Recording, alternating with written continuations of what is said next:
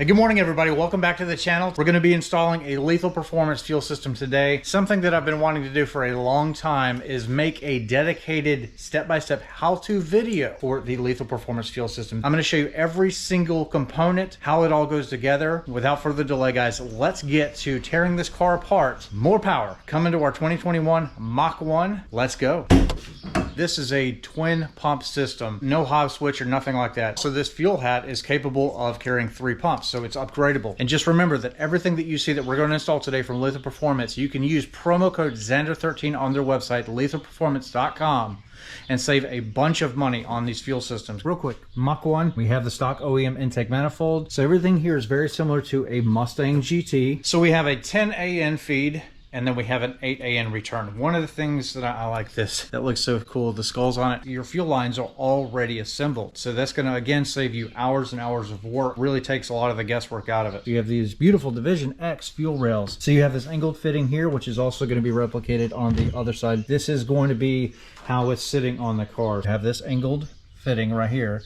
Comes right around and goes straight, okay? Then you're gonna get your bracketry for your regulators, and then all of your hardware here. You've got T-fittings, you have vacuum line for your boost reference, you have all of your hangers for underneath the car, have an E85 approved fuel filter here with fittings, and of course you have your Division X regulators. Now your fuel hat, like I said, it's upgradable. So I've already got the fittings on there, again 10 and 8 AN. You can see that it will accept 3 pumps, and then all the wiring and everything is pretty much already there, so it's very plug and play. If we do have to cut, we're going to cover that in this video. This thing is absolutely a work of art. The other must-have component that I wanted to have, which I had before on other cars, I've installed several of these, and this is worth the upgrade. So when you go to buy one of the lethal performance fuel systems, you can get the relay harness, which I have one cut up somewhere actually, but this is worth the upgrade. What this is a fuel pump controller, and it's going to make your life a whole lot easier. Okay, so this is what they call the box. Makes everything very plug and play friendly. Thick gauge wire here, power and ground, individual wires to the pumps. Some of this can actually be tied into like a Hobbs. You have your inline relay, which needs to be as close to the battery as possible. And then you have the box itself. And then here's your main connector here. So it's going to just clip in there, snap in place, plug and play. Before we take anything apart, we're going to get back here to our FPDM. I'll show you in just a second. We're going to unplug it, and then we're going to try to start the car. Before we disconnect power, the intent purpose is to try to drain the fuel pressure and the built up fuel that's going to be left over in the fuel rails. So we want to get rid of that pressure.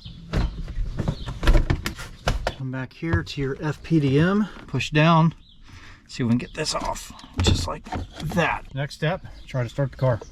So it's gonna run, and it's gonna bleed fuel pressure, and eventually it'll die. And then I'm gonna try to restart, make sure all the pressure is gone again. Let's try one more time. We're good. I'm not really going to bore you with the rest of the stuff. You guys know how to take apart a car. Basically, there's a splash shield that's underneath of the car on this side that covers up some of your existing fuel lines. I'm going to actually be running my feed and return through that area to make it look nice and clean. Then we'll come back and I'll show you how to assemble the fuel hat, and then we'll start going through the step-by-step of how everything goes together.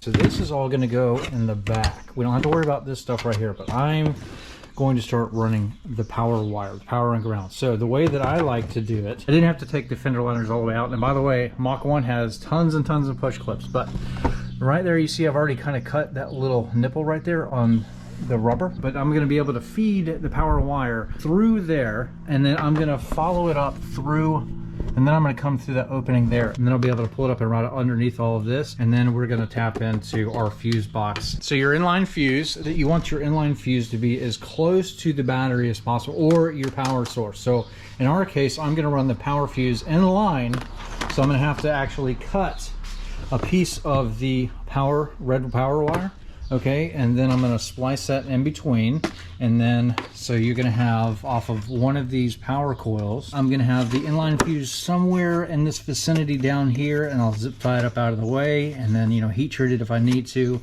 and then the power is going to run through there. Now as far as ground, any chassis ground will do.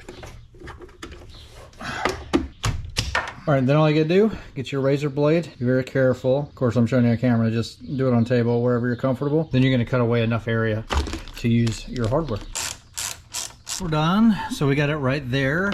Feeding back down, this closes, that closes no problem. And then I chose this spot for the ground, so now I'm just gonna feed the excess back through, start pulling everything to the back of the car, and I'm gonna actually be tucking all the wire down through the trim and under the carpet.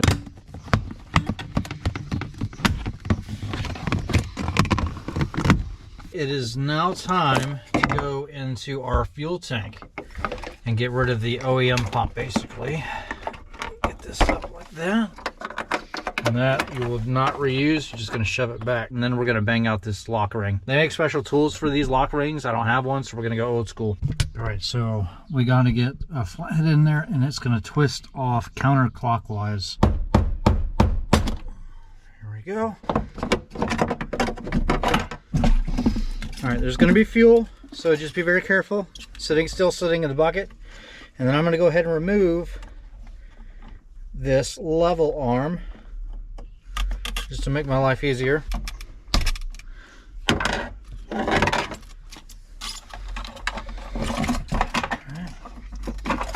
I'll fish this out. All right, then you have this other siphon tube. Push in, be careful, and it'll pop out. All right, so now we can start assembling our fuel hat. It's actually pretty easy. These two right here are for your level arm. So we're gonna have to actually cut the purple back here, and they do give you everything that you need. You got power ground that feeds through, and then these are going to go to your harness that we're gonna have to splice into as well. You know, that's about the extent of the permanent modifications that you really need to do. But, you know, again, everything is reversible for the guys that care about that stuff. So little O-rings here, they fit inside, 2 per. Okay, to give you 2 of these guys right here. Now you have 2 different options right here. Okay, so you can go through here or here. Most tuners will tell you to lock out this bottom, and if you're running a 3rd pump, or if you ever do later on, that is where that's going to go. But because we have 2 pumps, we're going to cap it off. We have an assembled fuel hat. Just remember, this has 2 pumps, and that 3rd one right here is capped. I had to phone a friend, Ken, over there at HPR Automotive, also Speed Addict 731. He schooled me up on how to check the continuity of this 3rd wire down here that's not going to be plugged up, because we don't want to send, you know, power into, you know, fuel. Check the continuity, and we found the one that we're not going to use because it's unplugged.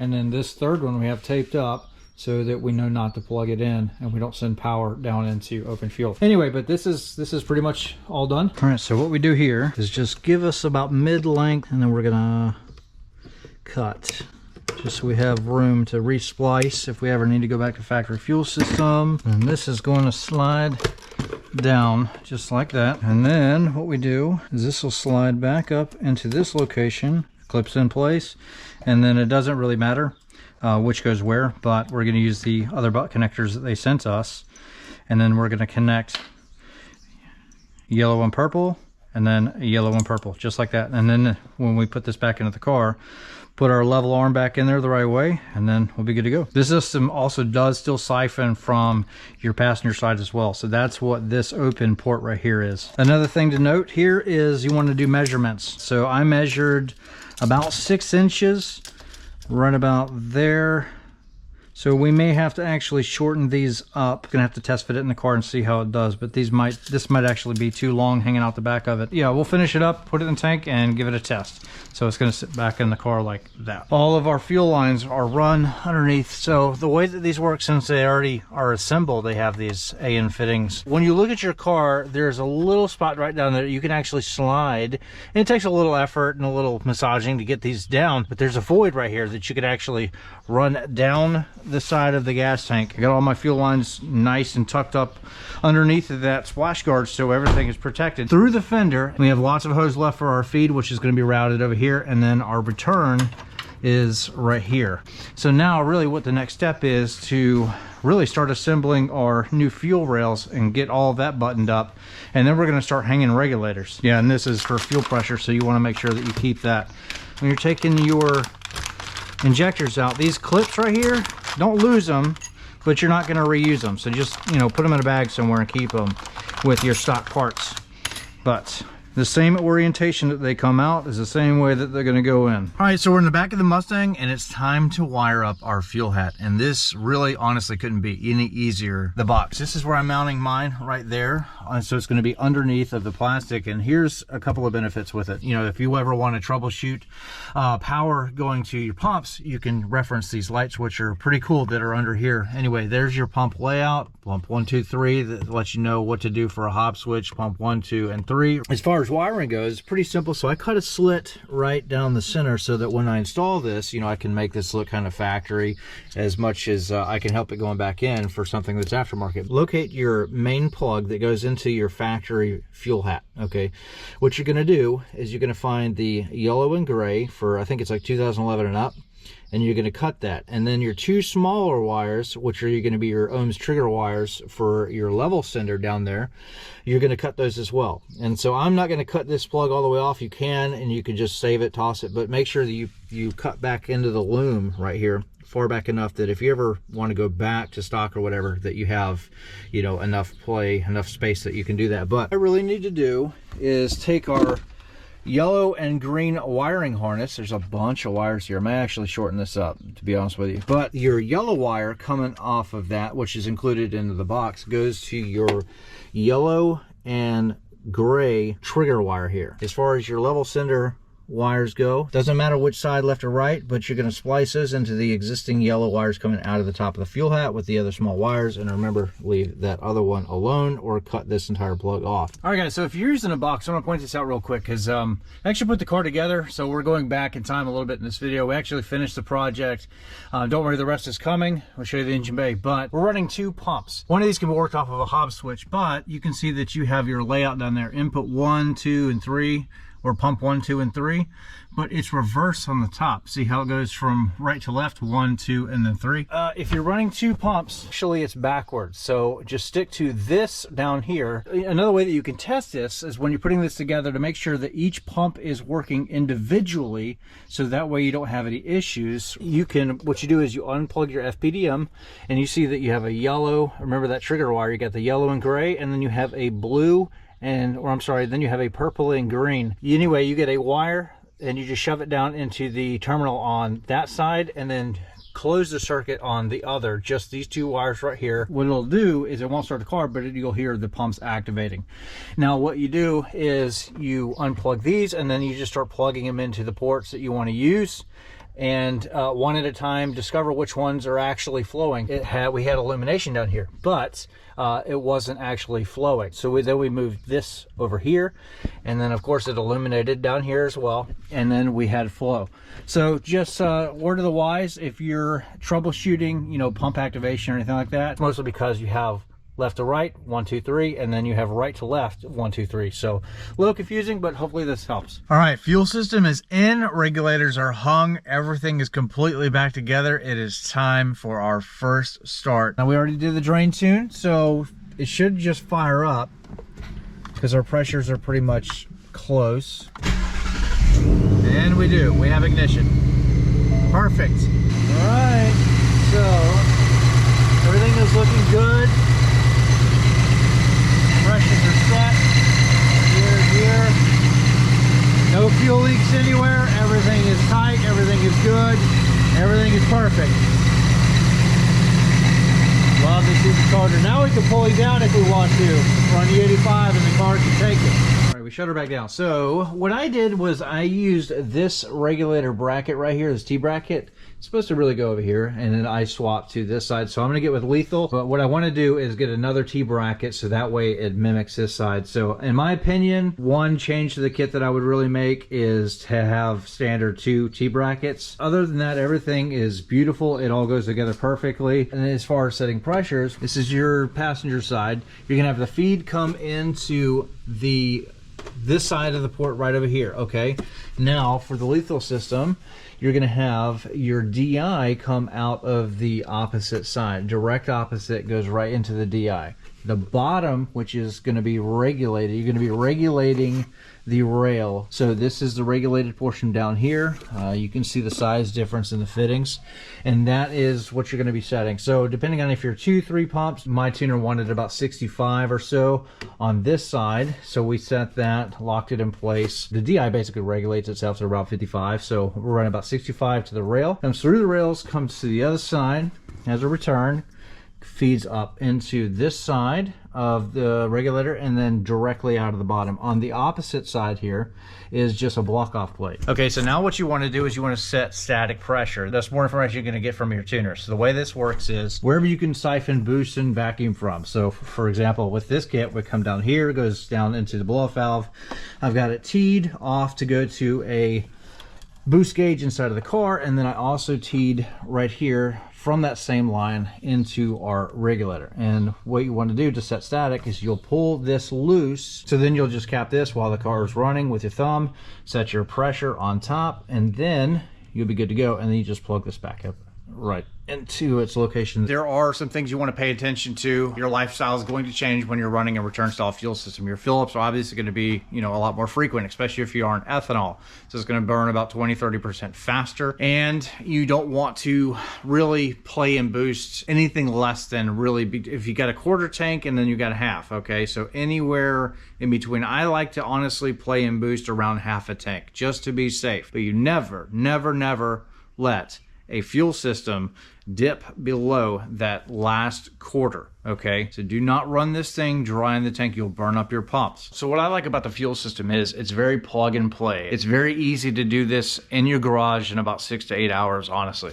And you can do it all by yourself. You don't really need a friend, although it does help. Everything's pretty simple, like I said. Everything is top quality, all PTFE lines that are, coated with the black. And I like the skulls on the fuel lines themselves. I think it's kind of a neat little thing. Whenever you pop the hood, you see the skulls, you know that you're running, a Lethal Performance product. But again, like I said in the beginning of the video, if you're going to order this system or anything else from Lethal Performance, make sure that you use promo code XANDER13 at checkout, save you guys some money. But I am really impressed with the kit. And again, in my opinion, if you're going to order this system, just go ahead and spend the extra $150 to $200 or whatever it costs to upgrade to the box.